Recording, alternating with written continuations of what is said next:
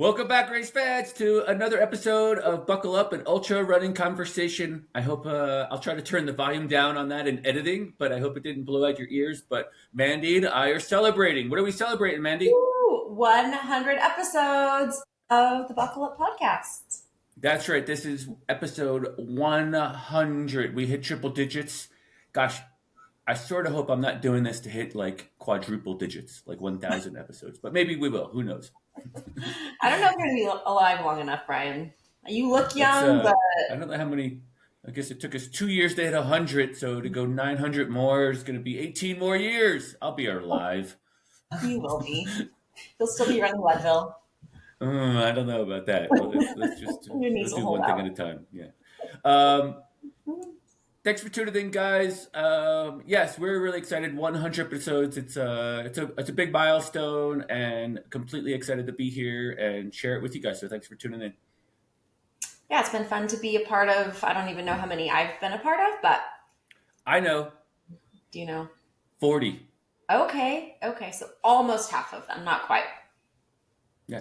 That's gone fast. Right at the cusp there, yeah. But what, fit 4 more episodes? 52. So 104 episodes, 4 more episodes on top of today's episode will bring us full circle that I've been doing this for 2 years. So we put out one a week for 2 years. So kind of a long trajectory. It's kind of funny to like look back. I remember Simon and I's first episode, and gosh, we're not great at this still, but we were really bad on episode 1. It was really bad. I think we even used like a Zoom recording, like, so it was pretty horrible. But it's fun just to see the progression and the growth and the changes and the things that we've done, and even the things that you and I have done. And like even your space has changed in 40 weeks. I know. Like you're in the she shed. No, it's the beehive, the bee shed, something like that. I don't know. It's the office, the headquarters. Yeah. You're getting pretty good at the producing side of it. I wish I could take some. I don't know. The app actually does quite a bit. You'd be surprised. Hey, it is also a big old American sports weekend with the Super Bowl, Mandy. You have any Super Bowl plans?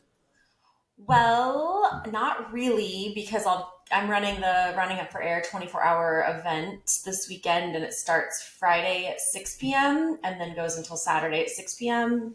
So the plan will be that then I probably just sleep at the race site after I finish, and then we'll get up and come back to Windsor. And I don't know.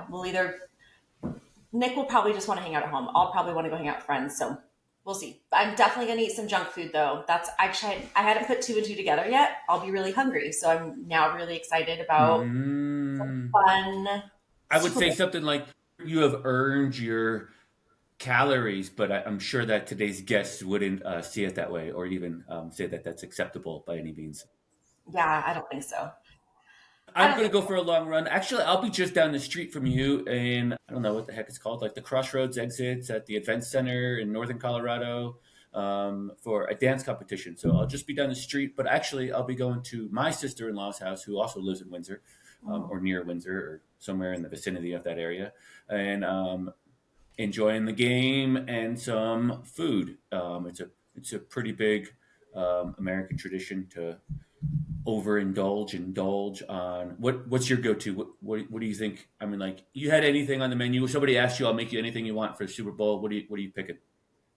I'm picking French fries. This is going to surprise you. Boneless wings and buffalo chicken dip with like cream cheese. Buffalo chicken, celery, carrots, and chips. I'm going for you asked. I'm telling you. That's what it is. That is the great American sports bar menu right there. Very stereotypical. What are you eating? Like a salad? No. What am I eating? I don't know. I do wings. I have this thing against boneless wings. It's just such a lazy person's way of eating wings. Like I want the bone in the wing. Like I want to like get in there and get all the little nuggets off of it. Get all the thing off it, and then like pile up the bones like a dead pile of carcasses with little chicken legs all over the place. Yeah, boneless wings. My kids eat them like all the time too. So they're a topic we talk about often. Hey, that's a great segue though. We have Dr. Stephanie Howe as a guest today. We're really excited for this opportunity. We asked her a ton of questions about nutrition, about ultra running and nutrition, the do's, the don'ts, the everywhere in betweens. And she just gave us a ton of information. Yeah, we do talk about this kind of topic of how do you bounce back your nutrition after indulging in the holidays or special events. So yeah, really good timing and good reminders, good like healthy relationship with food. I think that's kind of like the general conversation that we should be allowed to eat what we want, but move our bodies and do it in moderation. That science part of it doesn't change really over time. It's kind of the message there is like eat well most of the time and don't restrict yourself overly. Yeah, she's just a wealth of knowledge. She's got a history with sports science, and nutrition. She's got a doctorate in nutrition and sports science, and it's a great combination for her athletes that she coaches. I think it's drstephaniehowe.com, stephaniemariehowe.com, now that I recall the conversation. But yeah, just a good conversation. I think I'm hoping that you guys get a ton out of this. And thanks for tuning in. We appreciate you.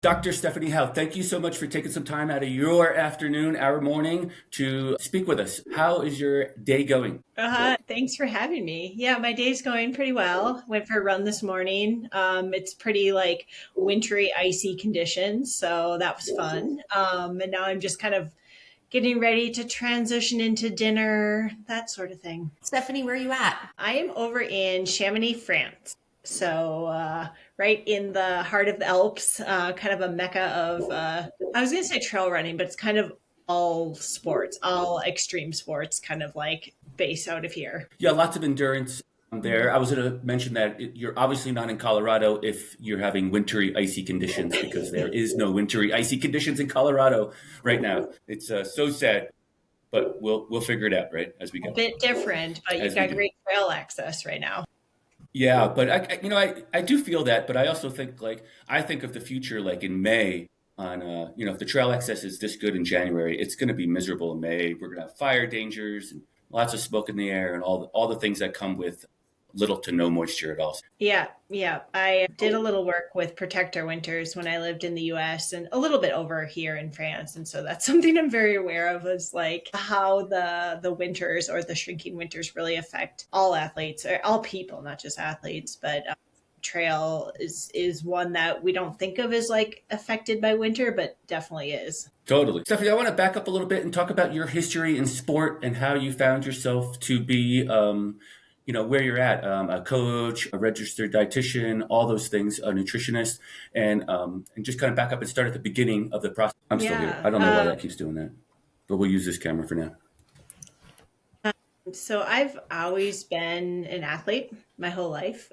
I grew up in Minnesota, and I was a cross-country skier and a little bit of a runner. I kind of thought running was lame. Like I wanted to do like the cool team sports, but I wasn't really as good at those. So skiing was really my main focus, and I loved it. I went to university, Northern Michigan University, and I Nordic skied in college and also studied exercise science. So very much like on this track from like a young age. Really loved being an athlete, but really loved learning about physiology as well. And after college, I went to grad school at Montana State, where I did more exercise physiology. And that's really where I kind of fell in love with running, actually. I was in Bozeman in the mountains, and I just kind of like skipped all the road stuff and got onto the trails and just really loved the sport and just being able to cover ground on 2 feet over like beautiful mountains and terrain. And then when I graduated, I moved to Oregon and started a doctoral program in exercise physiology at the U of O, University of Oregon. And I actually transferred. Mm-hmm. I realized like I loved exercise physiology, but I also really loved nutrition. And I just saw this like really great blend of the two, because usually you have somebody who does nutrition and someone who does exercise and not a lot of overlap in academia. And so I transferred to Oregon State and started a nutrition doctoral program there that was really focused on like applied sports nutrition. And I went to school until I was about 30, no joke. And when I graduated, I had been teaching a bit at both Oregon State and a community college in Bend, Oregon. And I liked it, but I didn't love it. And so I was running as well, like on my own. I was starting like my path of becoming an ultra runner and just saw this like opportunity to take this skill set that I had, like with the exercise science and the nutrition, and then also being an athlete myself, to really use that to like help other athletes. So I kind of just fell into this path. I guess you could say I've been studying it my whole life, but just started working with athletes as I like transitioned out of grad school. And as I started running, it just became like more of what I did. And like now it's like my full-time career. And I keep a mix of nutrition and athletes that I coach. I really like having both. They're very different. They require a lot of different like ways to think about how to help people best. But I find it to be like really cool to be able to use that in both like the professional background, but then also like my personal experience as a runner. I really enjoy blending the two. Stephanie, is there a bit of crossover there too? I mean, if you're separating it, I understand that concept, but is there a crossover as well, where some athletes are using both of your skill sets as well? Absolutely. In most athletes that I coach, I do discuss fueling and nutrition with them. And with most nutrition athletes, we talk about exercise. So oftentimes people are using me for both. It's very rare that I don't use both of those when working with an athlete. Yeah, I was going to ask about that. I have a little experience with a registered dietitian here who's a friend of mine, and she dabbled a little in run coaching and her nutrition piece of it. And I think at the time she was using like Training Peaks for her run coaching, but then a different app for the nutrition piece. Are you, when you're coaching someone, are you actually providing like meal plans and everything through a separate nutrition app and tracking intake and everything there? Or are you just kind of providing general guidance? Yeah, some of both. It depends on the athlete and their need. Sometimes it's just a discussion. Like a lot of athletes I meet with once a week and we just talk about it. Like, tell me about your week. Like how's nutrition going? Because that's what they need. They don't want numbers. They don't want like really strict plans. So it can be just like more of a general conversation. And then other athletes really like to know the numbers. Or if I'm working with someone who has some specific goals, then we'll track their intake, usually using MyFitnessPal, just because it's an easy app for them to use, easy for me to see what they're taking in every day. And then I do provide meal plans for some athletes as well if they ask. I don't just do that like right off the cuff because I like to work within the framework of what somebody's already eating and have them like kind of think it through a little bit rather than just give them like, here is a meal to eat like every day this week. But I do offer that support as well. And those are all different platforms. So a lot of times I've got like 8 tabs open on my computer and I'm going back and forth between Training Peaks and MyFitnessPal and then this app that I build meal plans. And so it's kind of just like taking all this information and then just like distilling it into like a weekly recap or weekly goals with an athlete. That sounds great. I really appreciate that level of depth that you're able to offer those athletes that you're working with.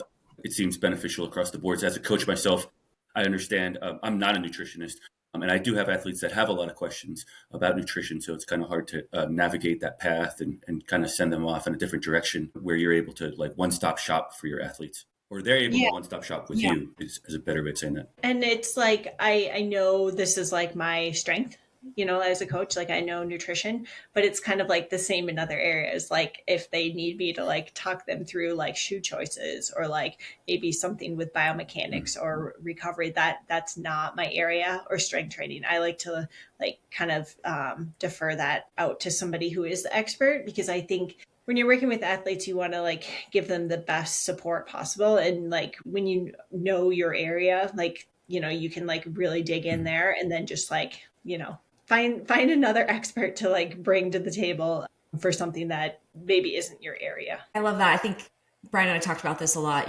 Like he's talking about working at this shoe store and people will come in and be like, what shoes do you wear? And he's like, that's not the question. Like, it doesn't matter what I wear. What I wear works for me. And I think it's so much the same with nutrition. As runners, I have people in my run group or that run my races are constantly asking me, what do I eat before, during, and after? And I'm like, I don't even know that this is a relevant conversation. Like, I'm so different than everybody else. So I think having people to refer to is obviously really important. But yeah, I appreciate the science there. I want to hear your perspective a little bit. I had one question. I know Brian has a bunch of questions we have for you, but like, what have you learned about the wide variety of, I guess, like how people tolerate food and nutrition? As are there more or less people that can kind of just wing it and eat whatever and get through it and perform well versus like the crowd of people that have really sensitive GI issues, don't tolerate things really well, don't perform really well? Like, what's that mixture? Like, so I would put myself in the category of I can eat a cheese pizza and then go out for a run and feel just fine, but that's not going to work for everyone. So kind of just want to hear like how many people are needing that really intense, like dealing with GI issues, really need to be on track and thinking about it versus the eat a bean and cheese burrito in the middle of your 6 mile run and be fine. Yeah, there's definitely some like individual variability in that. I would say most people that I work with have some sort of nutrition concerns. So that's why they're usually contacting me, or they just want to eat better to like optimize their performance. So there are a lot of people who can just like get by, and I'm like, what? I don't know how you got through this race like without any issues or like did so well. But for the most part, there is like kind of a framework. We know that you generally need like, like X like calories or X grams of carbohydrate. And within that, you can make it up how you want, especially if you have like, let's say, a less sensitive gut and you can like kind of eat whatever. That's a gift. That's like awesome. So I would say like that somebody who can do something like that is a prime candidate to be an ultra runner, because it's kind of about being able to like get a lot of food down and like run comfortably. But that's not like the norm. Most people have some sort of issues with like fueling, especially the longer the distance or the more you start adding in variables like heat, like nighttime running, that can just like change like tolerance, like gut tolerance. So I think it's like, people all have different issues and some have more than others for sure. Stephanie, I coach, I mentioned it a couple times now, but I have some athletes and I pooled them and asked them for some questions.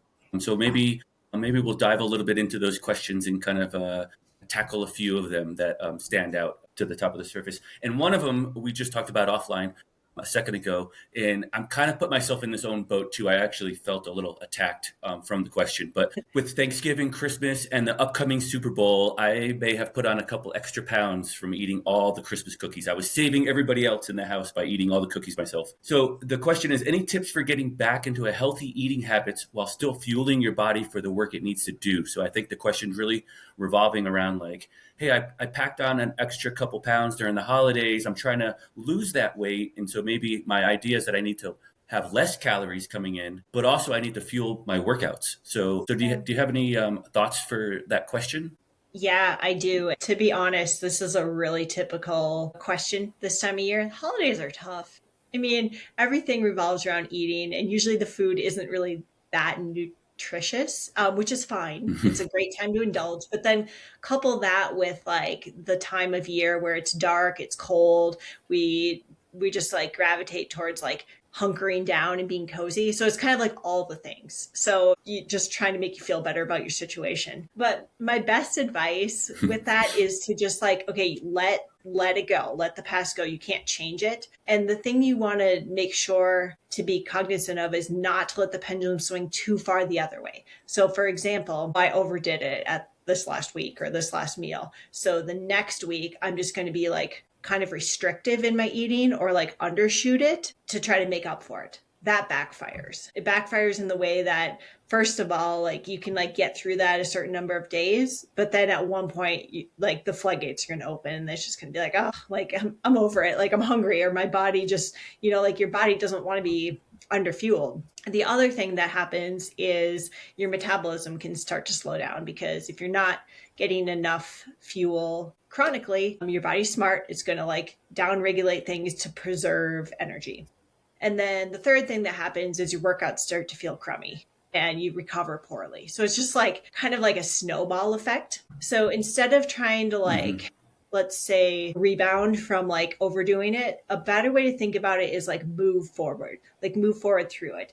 And the way to do that is just be sensible about eating. So get back to eating normal meals. So like I like to anchor the day. Like if you're traveling or if there's still like some holiday things going on, just anchor one meal a day that you know you can get like nutritious food. I by nutritious, I mean things with color, things with protein, things that resemble real food, not things that have been like super processed. But I don't mean like restrictive eating. I mean like just eating food that makes you feel good, like feel nourished. So start with like anchoring one meal a day. And then the next steps are to like just try to extend that to for like your whole day. You can still have indulgences. You can still have a day or two that are completely off. Like you mentioned, the Super Bowl is coming up. And I was like, what? What's the Super Bowl?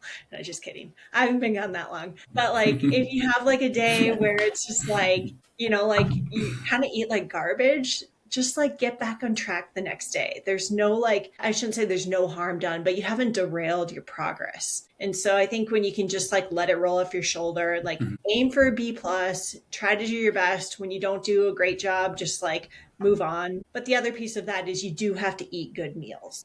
So making sure that like you think it through of like good breakfast to start your day, something midday, good evening meal. And then the rest kind of takes care of itself, but you have to stay the course. It doesn't happen overnight. And so that's where another like pain point is just waiting, because you have to just like kind of like rinse and repeat for weeks to months sometimes to get back on track. But the good news is, as that's starting to happen, you start to feel better. And that's like a good positive reinforcement. Like you feel more energized, your workouts tend to go a little bit better. You just like feel better throughout the day. And that usually helps encourage you to continue eating well, because it can take a while to get back to like feeling good. That's great. I love that concept.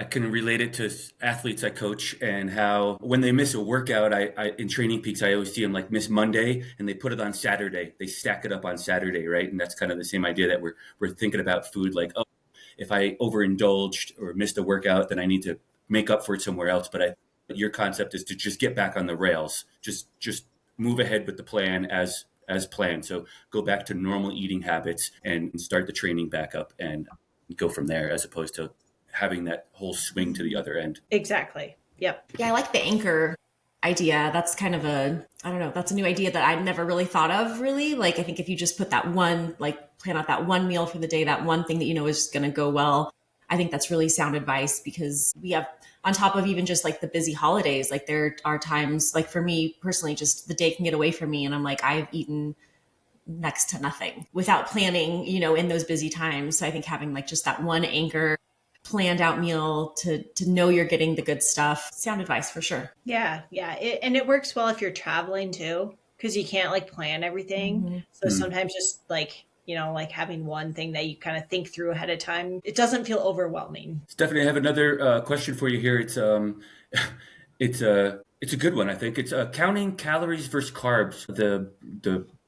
The athlete has heard it both ways. Is there a right/better way? Yeah. And I believe that's probably talking about the workout itself, and maybe not just every day. Okay. Yeah. I was assuming that was during training or racing. So Sure. the answer is you can do either, but it's better likely to focus on the grams of carbohydrate, because that's what you're using. So although we used to say like 200 to 300 calories, but now we tend to say like grams of carbohydrate, and people really understand that, because that's been kind of like a topic of conversation lately, because 200 calories of like a fat or protein is going to be different than like 200 calories of carbohydrate. So generally you want the carbohydrate. So when you're making your fueling plan, that's usually how I discuss it, of like, okay, what's your range of carbohydrates? And then when we add in anything else like fat or protein, it's kind of just like on top of what you're already doing. It's not like you need that when you're running or racing. It's just kind of like it comes along with like maybe a savory option or something with more sustenance. So usually give recommendations in grams of carbohydrate. Excellent. I love it. There's a sort of a secondary question to it, or maybe it's tied in together, but it says liquid calories, carbs/carbs, do they get processed the same way as whole foods, gels and candies, etc.? If you could only take in calories via liquid, will it still help maintain what your body needs? So Okay. do we see liquid calories as the same math as like a granola bar in calories? I guess like the whole food type of idea. Yeah, so let's first separate like whole foods versus sports foods. So when you're moving, when you're Hmm. training, when you're racing, generally you want sports fuel. And the reason for that is real food, whole foods are harder to break down. They've got like micronutrients, they've got fiber, they have fat and protein. And so they're, I guess, by design of what you would want to eat at a meal, slower to digest. When you're running, you want things to get into your body quickly. And so a sports product is going to require very little digestion and it's going to be absorbed into the bloodstream pretty quickly so that you can use it. So I tend to think of like when I sit down for a meal, that's when you want like fiber and that's when you want vegetables and like protein and fat and like all the good like real whole foods. But when you're running, that's when you want that simple carbohydrate for the most part, because it's like a different eating occasion. So that's the first piece. The second part that I think the question was trying to get at was, are liquid calories the same as taking like a gel or a bar or blocks? And I Hmm. guess essentially, like on paper, yes, but I don't tend to recommend that. And the reason why is it's hard to match your calorie or your carbohydrate demands and your hydration and your sodium demands all in one. And it's really easy to mess up. And so when you separate them out and think of like you're taking in fuel to get in, let's say you're targeting 60 grams an hour of carbohydrate, you know that's 2 gels. Now, if it's hot or if it's cold, you can change your hydration because they're not tied together. So the problem is if it's really hot and you're drinking a carbohydrate beverage, you can overdo it on carbohydrate to get enough fluids. And the opposite is true in cold conditions. Like you don't need as many fluids. And so you're under fueling. And also if you get into a spot where you like made a mistake, it's really hard to troubleshoot when they're all together. So I like to keep those separate Hmm. because I think it's far easier to keep track of and it's far easier to like. The one exception is electrolyte drinks. I think there's some great electrolyte drinks right now that have sodium in them and they have a little carbohydrate, but it's light enough that you can kind of treat it like water because it's not going to be so much that it'll overwhelm your gut and it's not so many calories that you're counting on it for a part of your fuel. So that's usually what I recommend is like get your electrolytes in the beverage and then get your carbohydrates in the sports products. That's great. I love that idea. Actually, there's a great segue in there as well because I have a bunch of questions about sodium replacement for heavy sweaters. There's replacement of calcium and magnesium. Is that a thing? And so maybe we can just kind of segue into that sodium and sodium intake during racing and training. Yeah, so we know that's important. We know like intercellular and extracellular sodium needs to have a balance. Otherwise, you start to feel really bad. And as you're exercising, you're sweating and you're losing sodium. And so, yeah, it is important to replace.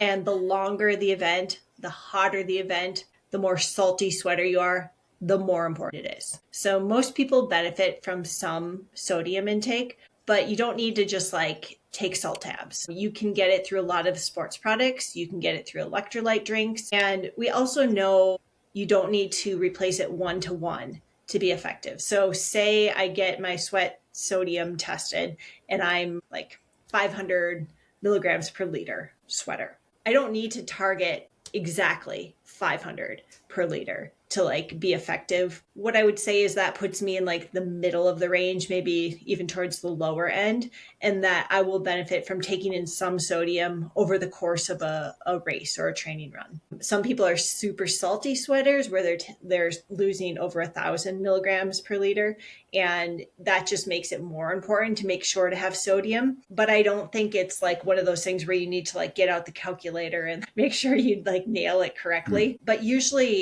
GI issues can stem from getting behind on fueling or getting behind on sodium. And so that's a really common one, but it's a test. It's easy to get tested for your sweat sodium concentration, but Mhm. even if you don't, Generally, an athlete will know if they're a salty sweater or not, because when you finish, if you have salt lines like on your face, I'm a super salty sweater, so I'm like all white, like all over. And like I know that I feel pretty crummy when I don't have sodium. So there are a few products on the market that are like sort of graded in the amount of sodium that they have.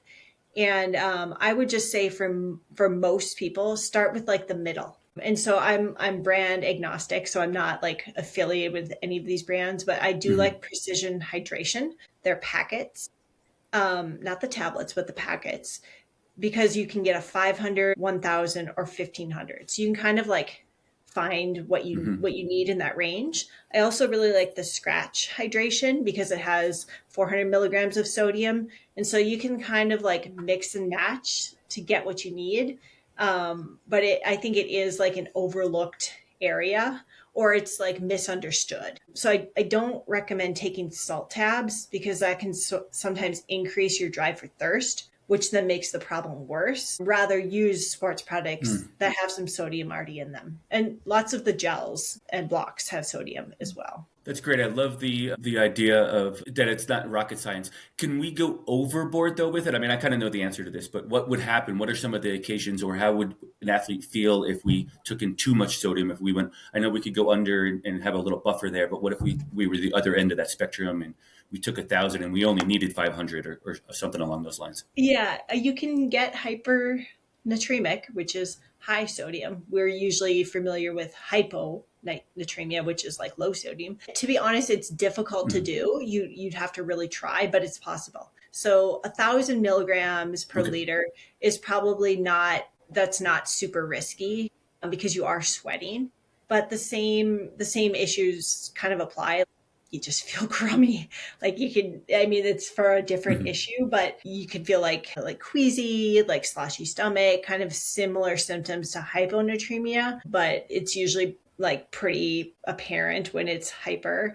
You can also get some bloating too because you start to retain water. It's not very common, but it is possible. Stephanie, you mentioned getting the calories, or yeah, the carbs, I'm sorry, the carbs that you need through sports specific products. And I think some of our athletes are, we're always pushing the limits now. We got this monster 300, we're going 200 plus miles now. And is that feasible for, I mean, I think it might be feasible obviously for the marathoner, maybe even the 50K runner, but as we increase the distance, are we still able to maintain a good nutritional balance by just eating sports specific foods in those longer events as well? Yeah, so you need actual sustenance in some of the longer events.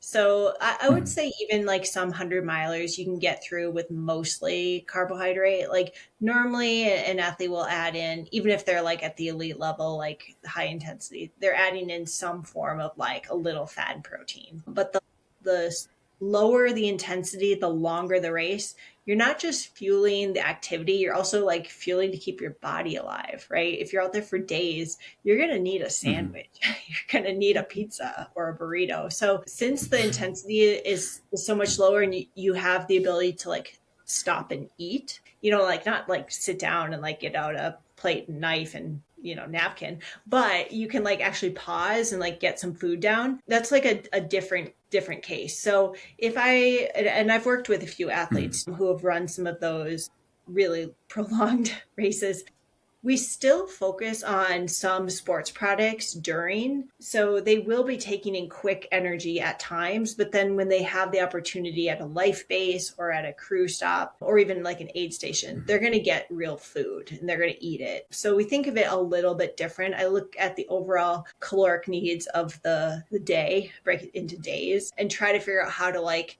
mitigate the losses because there's no way to like actually consume as much as you're using. So we just try to like figure out how to like keep the gut Mhm. happy, keep the sodium in, but also like you actually fuel the body so that you can keep going. I'm sure there's somebody who's done it on gels alone, and like I would like to like shake their hand and say congratulations because like that's like so brave because like most people like you get palate fatigue and like it's just really hard to do that well for that long. So you do generally, to answer your question, you do need some more like real foods in the longer races. We see our elite athletes, the 100 milers that are winning these races, they're consuming a lot of carbs. And some of them are eating 3-4 gels an hour. And that can add up.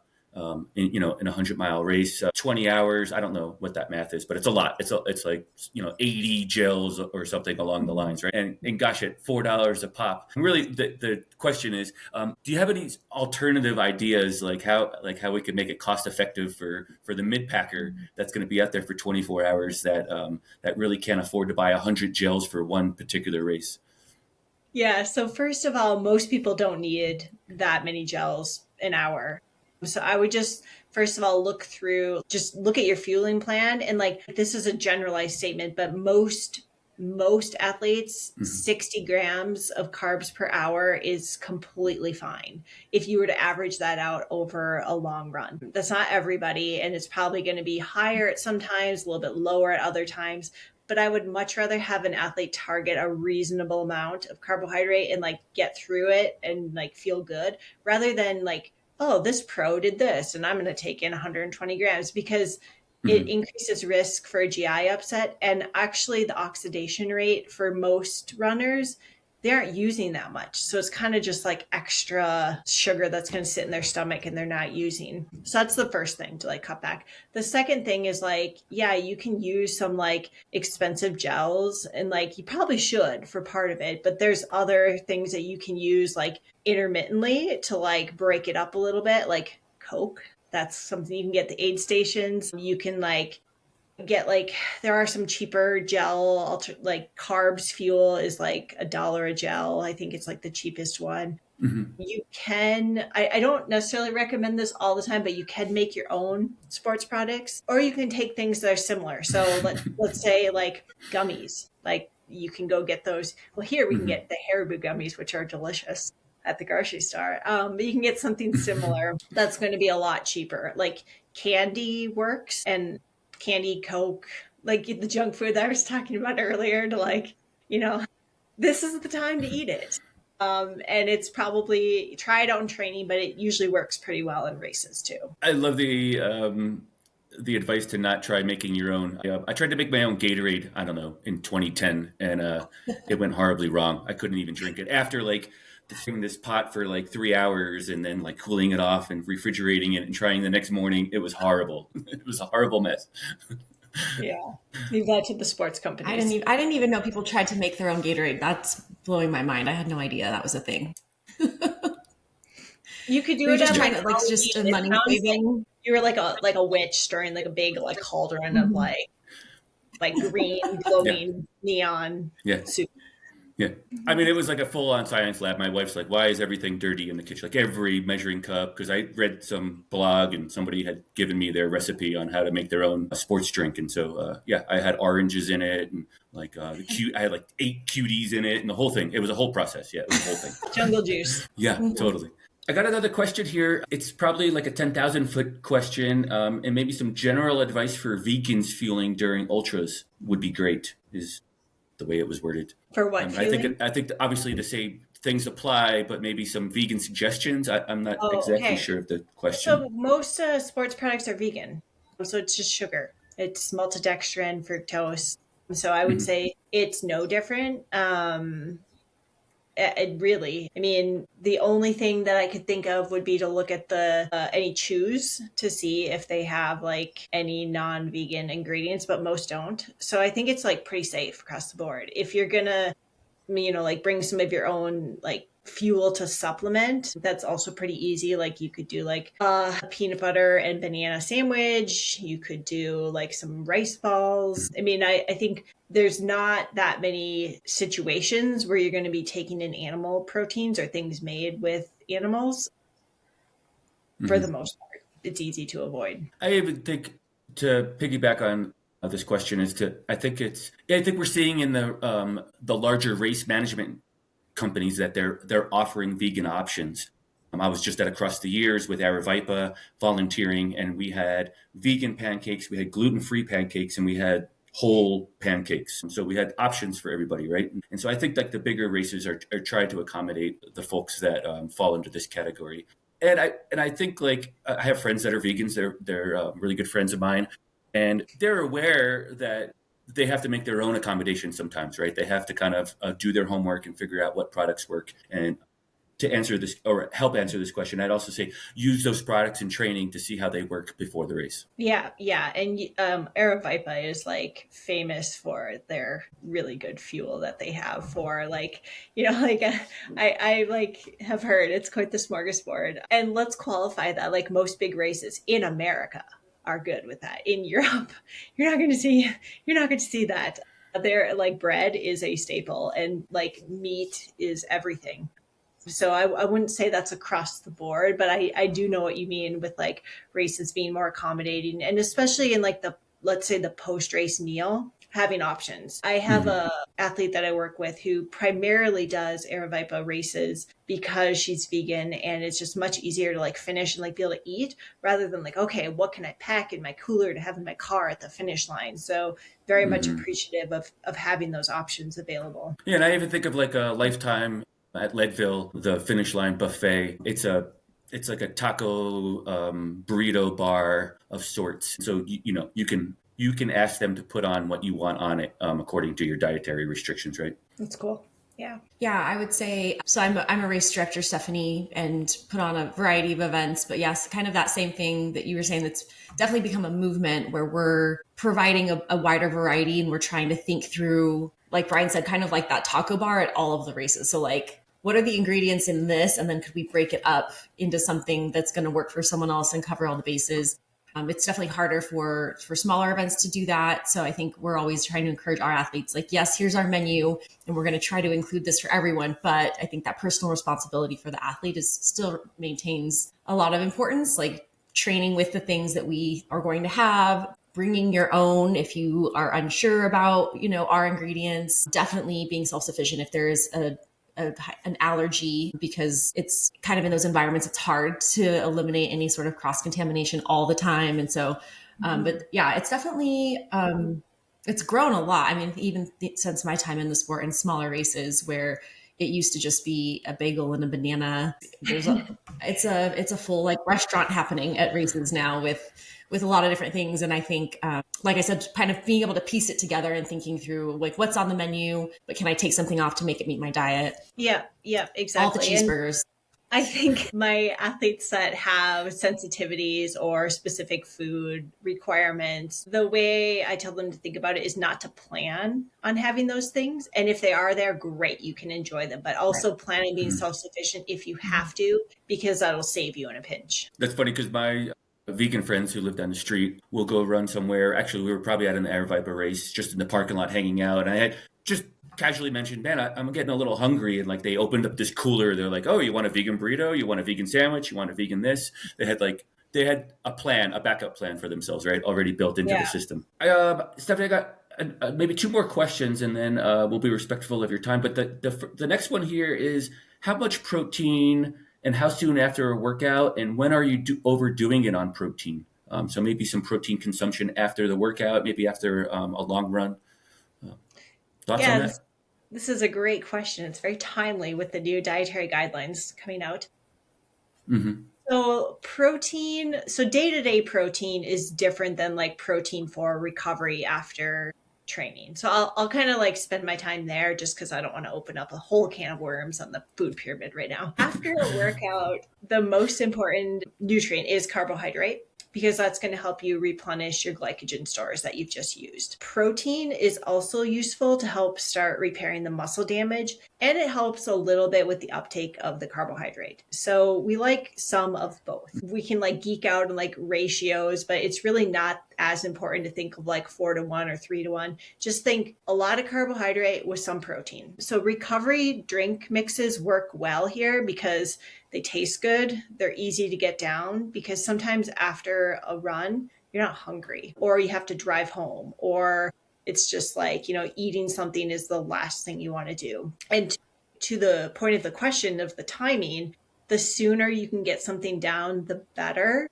in terms of helping with recovery. And I like to explain this a little bit because I think when an athlete can make the connection, they're more likely to do it. So when you're running, your body's able to take up carbohydrate. The cells are able to take it up. When you're not moving, there has to be insulin released from the pancreas to bind to the cells for them to take up glucose. So right when you finish running, those cells are still like a sponge, the muscle cells. And so anything you take in is going to be taken up right away for recovery. If you wait, let's say 40, 45, up to an hour after you finish, then you're going to require an insulin response and it's going to go to your whole body rather than just your muscles. And so by taking in something soon after you finish, you kind of target your recovery. And I said like a recovery drink is great, but you don't have to overthink it. Just get in something. And one of my favorites right now in winter, we were talking about this earlier, it's very wintry here, is like a cappuccino or like a hot chocolate. Tastes good. It's got like mostly carbohydrate with some of the sugar in the milk. It's got some protein in it, works great. But if you have chips and salsa because it's like super hot and it's like summer in Colorado right now and you're sweaty, that's fine too. It's far more important to get something in that sounds palatable than to skip that eating occasion. And you also don't need to overdo it. So it's like get it down, then you can go shower and go stretch and change and then make yourself a good meal. So I like to think of those as like two separate occasions, like the recovery, whatever it is, and then like you can have lunch or dinner or whatever the next meal is. That's great. And the piggyback on it is, can we overdo it on the protein post-event? Yes. So it's not bad. Like protein isn't bad, but it's just like, anytime you're taking in more of one nutrient, it's at the expense of another. Or you're taking in just too much energy overall. You can use, I shouldn't say you can use, 50 to 100 grams of protein is kind of like the upper limit after training or a race that's usable. Now, the rest of it isn't just going to be like thrown away, but it's like that's going to be the most useful for your body to recover. And any more than that, then it's usually like, okay, you're probably not getting enough carbohydrate then. So the only downfalls of overdoing on protein are undershooting carbohydrates and then knowing that like protein is kind of a more expensive source of fuel. And also it usually has some fat associated with it. So we don't want to overdo that as well. So everything in moderation. I think a lot of times we look for like, okay, what's the one thing I can eat? And just like, everything magical is going to happen. And there isn't that. There's not like a really good hack. It's just like, being like kind of like chop wood, carry water, like eat the food, do it day after day, like don't do too much, do the right amount. And it's kind of boring, but it works. It's so simple, but we oversimplify it, right? We overcomplicate it. I mean, we completely, read something, hear something, see someone else doing something, and we take it off to the 10th degree. Unfortunately. Yeah. Well, we want to thank you so much for coming on the show and taking some time out of your afternoon to share your thoughts and insights. I hope that the listeners get something out of it. I'm sure they will. Where can our listeners catch up to you at? Where could we follow along on your journey? Yeah, I have a website, stephaniemarie.howe.com, which I don't update all that often, but that's where you can find my email and connect with me for nutrition or coaching services. And then Instagram, I have 2 profiles. I've got my like fun like mom athlete one that's just Stephanie Marie Howe, and then I have a one that's focused on nutrition that's Stephanie Howe PhD. So those are probably the best ways to find like actual stuff that I'm putting out there. Awesome, Stephanie. Well, thank you for your time. I think the really awesome takeaways in there and just good reminders, some new information. I learned something new for sure. So I think our listeners will enjoy that. And now everyone's going to go to the fridge and make themselves a snack, I feel. Yes, I love it. Thank you for having me. Including me, for sure. Take care. We'll catch up to you soon, Stephanie. Thank you. All right. Thanks. Take care.